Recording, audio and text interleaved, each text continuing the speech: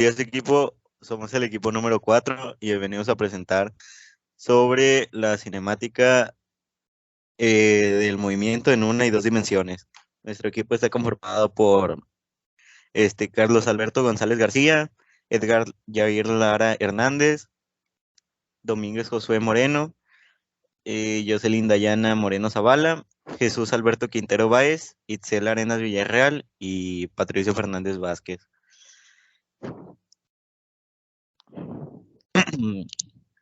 En este trabajo se va a presentar información sobre el movimiento en una y dos dimensiones, pero también nos vamos a hacer preguntas como, por ejemplo, ¿qué es el movimiento en una dimensión y qué es el movimiento en dos dimensiones? Se considera solo el movimiento en una dimensión. Esto es, más bien dicho, el movimiento de un objeto a lo largo de una línea recta. A partir de la experiencia cotidiana, es claro que el movimiento de un objeto representa un cambio continuo en la posición de un objeto, y el movimiento en dos dimensiones es cuando la partícula se mueve tanto horizontal como verticalmente. A continuación va a leer mi siguiente compañero.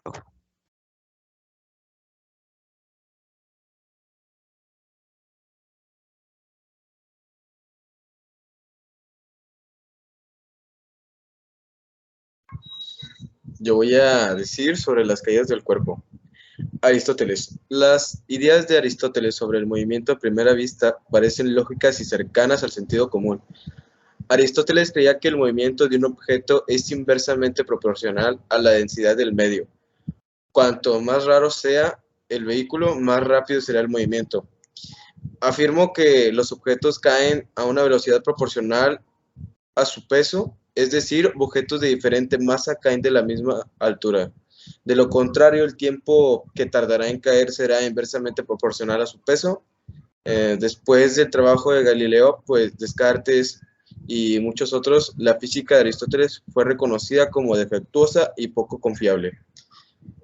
Ahora va a leer mi siguiente compañero.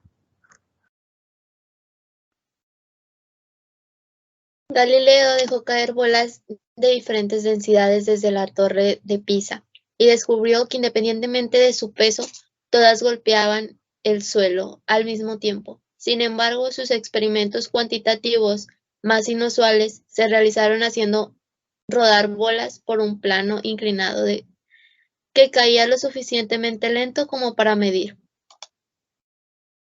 Hizo varias mediciones de las bolas que caían por la pendiente. Descubrió que caían casi simultáneamente, por lo que determinó que la velocidad a la que caía el objeto era independiente del peso del objeto.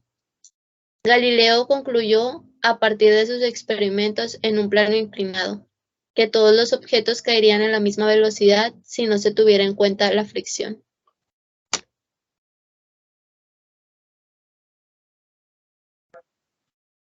Estamos ante los casos conocidos como caída libre y tiro vertical. Ese tipo de movimiento puede descubrirse bajo las mismas condiciones que hemos estudiado en el movimiento rectilíneo. Se conoce como aceleración gravitacional y corresponde a Galileo Galilei, la formulación de leyes que rigen la caída de los cuerpos. Galileo demostró que todos los cuerpos, independientemente de su masa, cuando se dejan caer a una altura conocida, describen un movimiento uniforme en línea recta hacia la superficie de la Tierra. Él concluyó que, si se despreciaban los efectos del rozamiento del aire, ambas balas caerían exactamente al mismo tiempo sin importar el peso.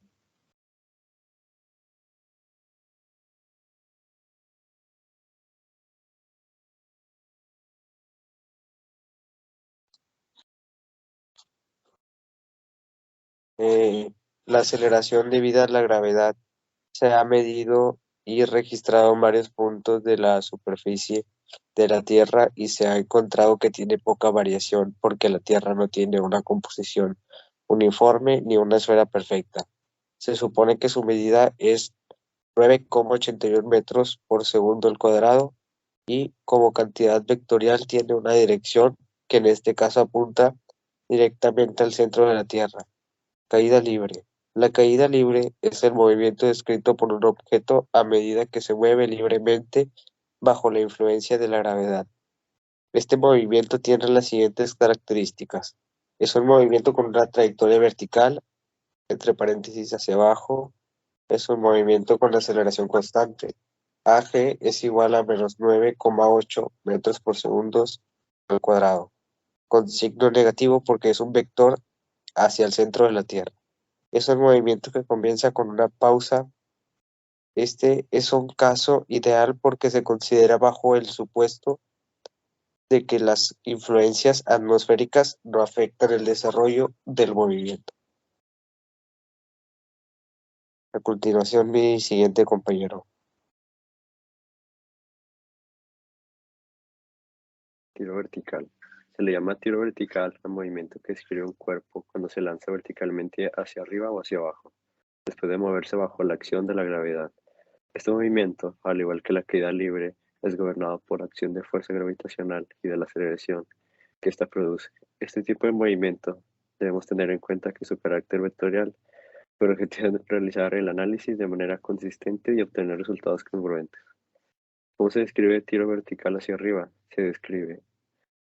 Se lanza un objeto en dirección vertical hacia arriba. Este adquiere velocidad de lanzamiento y debido a ello puede subir hasta cierta altura para ponerse en el trayecto de la aceleración. La gravedad actúa en el sentido contrario al movimiento, lo que provoca una disminución en la velocidad del cuerpo hasta que al llegar a su máxima altura la velocidad es igual a cero, y a partir de ahí el cuerpo inicia el movimiento descendente hasta llegar de nuevo al punto de partida.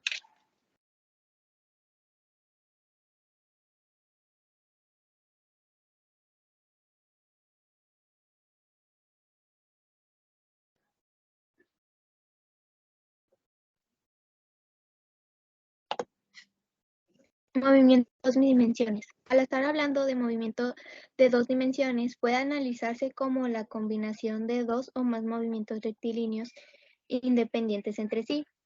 Hablaremos de tiro horizontal, que se lanza horizontalmente algo.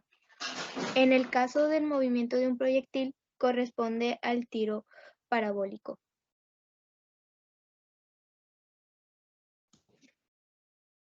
Tiro horizontal. Se le llama tiro horizontal al movimiento de un cuerpo que es lanzado en dirección horizontal. Su trayectoria es el resultado de la combinación de dos movimientos. Un horizontal, en que el cuerpo avanza hacia el frente con velocidad constante, ya que una vez que el cuerpo está en movimiento, no hay ninguna fuerza horizontal que actúe sobre él. Y el otro movimiento vertical, en el cual actúa la fuerza de la gravedad, es decir, su velocidad vertical va aumentando 9,8 metros por segundo durante cada segundo tiempo a medida que el objeto va descendiendo.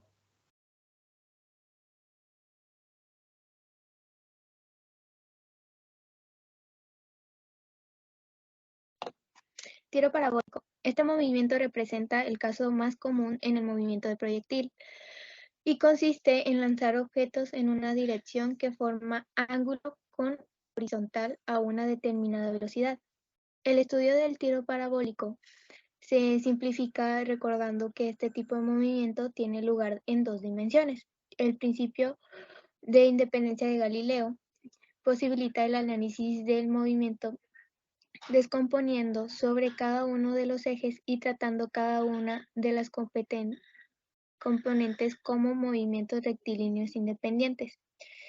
Este tipo de movimiento, al igual que el tiro horizontal, tiene velocidad horizontal constante, ya que en esa dirección no hay ningún agente externo que haga que la velocidad cambie, pero ir ascendiendo la componente vertical de la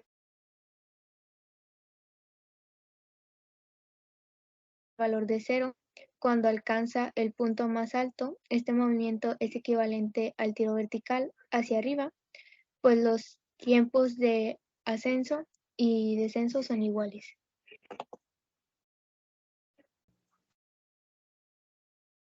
En conclusión, podemos saber muchísimo más y aprender también sobre estas fórmulas que se necesitan para saber cómo se puede utilizar el tiro parabólico, el tiro vertical, tiro horizontal.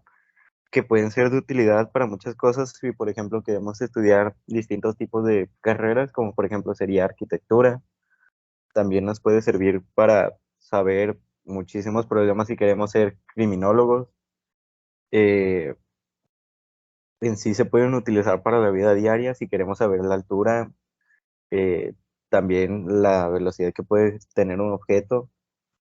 Y en sí son cosas que nosotros no nos podemos hacer ver a simple vista, pero que si algún día podemos llegar a tener alguna duda de eso, podemos por lo menos saber cómo se puede hacer cada problema y también cómo solucionarlo.